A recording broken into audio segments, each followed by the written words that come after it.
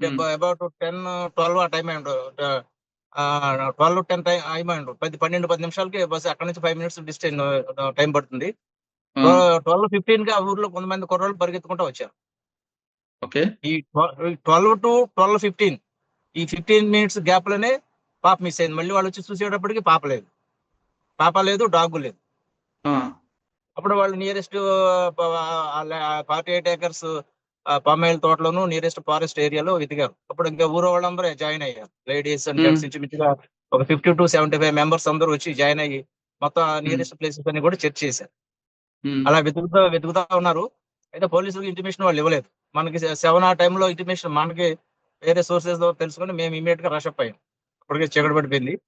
అయితే ఈ పాప మిస్ అయిన తర్వాత 3-4:30, 5 వరకు హెవీ రెయిన్ విత్ హ్మ్. విండ్స్, గాలి, రెయిన్ బాగా వచ్చింది. హ్మ్. 7:30కి మేము సీన్ లోకి వెళ్ళాం. అప్పటి నుంచి చర్చ్ ఆపరేషన్ స్టార్ట్ చేసాం. మా ఎస్పీ గారికి ఇంటిమేషన్ ఇచ్చాము.